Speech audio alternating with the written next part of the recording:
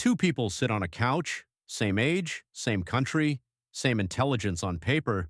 One is rich, one is broke.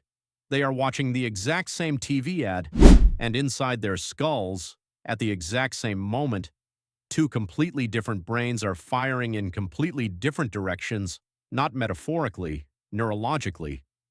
Scientists at Harvard, Princeton, Columbia, and Stanford have spent the last 20 years comparing wealthy brains to broke brains. The results are uncomfortable. The brain you have right now is not the same brain you would have if you had money. So today we're going to look at the actual neuroscience of how poverty rewires your head, why rich people genuinely think differently, and the part that nobody wants to say out loud: being broke isn't a character flaw, it's a brain injury that society blames you for. Let's start with a study so depressing it should come with a warning label.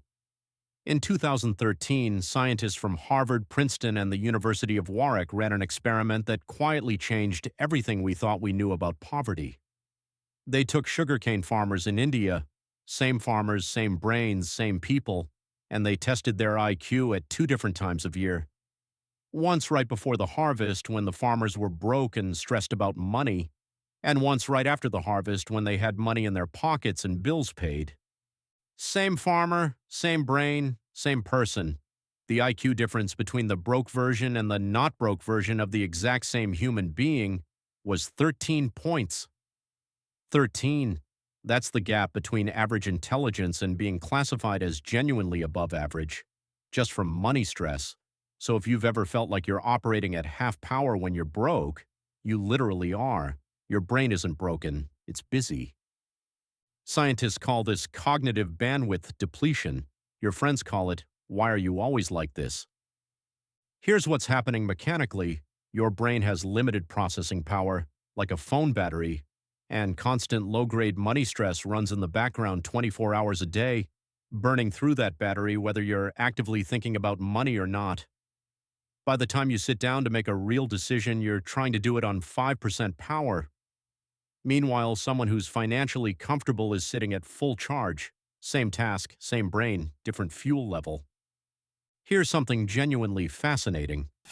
Wealthy brains and broke brains do not experience time the same way. This isn't poetry, this is measurable. Stanford neuroscientists used brain scans to study what happens when people make financial decisions, and they found something startling. When wealthy people think about money, the brain regions associated with long-term planning light up. When broke people think about money, the brain regions associated with immediate survival light up. Same word, same concept. Two completely different parts of the brain doing the work. This is why telling someone in financial crisis to just invest for retirement is genuinely useless advice. Their brain is not capable of processing retirement. It is processing tomorrow. It is processing the next 12 hours. Asking a survival brain to plan 30 years ahead is like asking someone drowning to think about their swimming technique. Rich brains plan in decades. Poor brains plan in days. Not because one is smarter, because one has the luxury of looking that far ahead. Now here's where things turn from depressing to clinical. Chronic financial stress changes the actual physical structure of your brain. Specifically, two regions take the hit. The hippocampus, which handles memory, learning, and emotional regulation, shrinks measurably under prolonged money stress, and the amygdala, the panic alarm of your brain, gets bigger and more reactive. So you end up with worse memory, worse focus, worse emotional control, and a panic system that fires constantly, all because the rent was due. And it gets worse. Cortisol, your stress hormone, stays chronically elevated in broke brains. Not in spikes, not occasionally, always, like a tap that never fully closes. Studies from Columbia show that long-term elevated cortisol is associated with reduced gray matter in the prefrontal cortex, which is the part of your brain responsible for making smart decisions. Read that sentence twice. The stress of being broke literally damages the part of your brain that would help you stop being broke. The cruelest part of this story isn't about adults, it's about children. Dr. Kimberly Noble at Columbia University led a massive study scanning the brains of over 1,000 kids from different economic backgrounds. What she found rewrote textbooks. Children from low-income families had measurably smaller brain surface area in the regions responsible for language, reading, decision-making, and impulse control. And the difference wasn't tiny, it was visible on the scan, with the naked eye. Now here's the kicker. The strongest effect wasn't in the poorest kids overall. It was in kids whose families experienced poverty unpredictably. Kids in stable poverty did better than kids in unstable poverty. Because what damages the developing brain isn't actually the lack of money, it's the constant uncertainty, the not knowing, the fear that today is okay but tomorrow might not be. That's the part that wires the brain for survival mode permanently.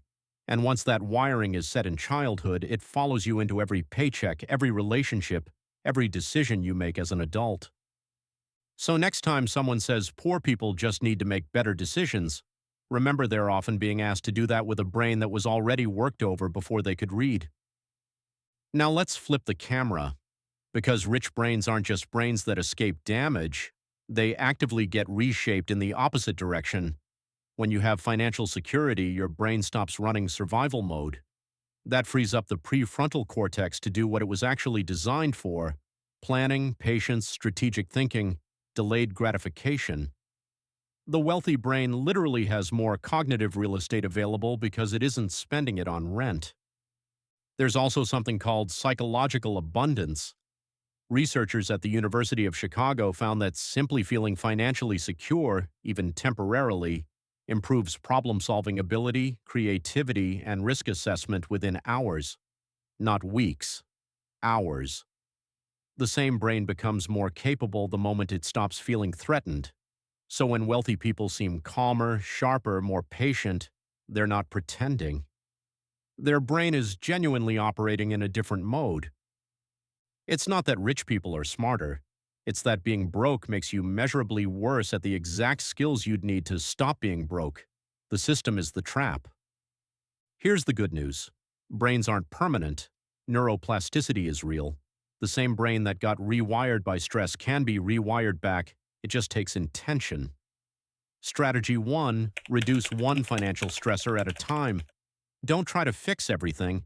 Pick the single most anxiety-inducing money problem you have and put all your energy into removing just that one. The brain doesn't recover from 20 problems at once.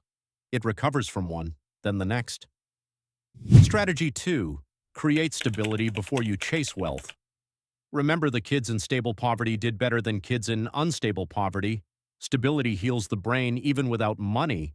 So before you invest, before you try to 10 times your income, before you do anything dramatic, make your current situation predictable. Same bills paid on the same day, same routine, same food on Thursdays. Boring stability is medicine. Strategy 3, protect your brain from constant money input. Unfollow finance gurus screaming about how broke you are.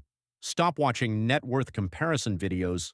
Stop scrolling through other people's vacation photos at 11 p.m. Your brain cannot heal while you're constantly reminding it of what it doesn't have, the same way you don't keep poking a wound to see if it's still there. You're not lazy for taking a break from money content, you're letting the wound close. And strategy 4, and this is the most counterintuitive one, find small wins on purpose. Your brain needs evidence that it can succeed at money things. Pay off one small debt completely, save your first 100, complete one budget month. Tiny wins teach your brain that wealth building is something you are capable of. Without that proof, the rest of the strategies fail, because a brain that doesn't believe it can win won't even try.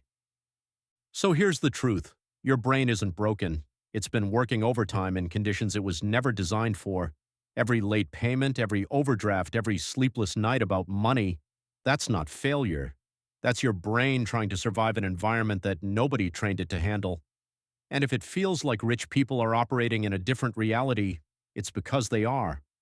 Same world, different brain. The good news is the brain you have right now isn't the brain you'll have forever.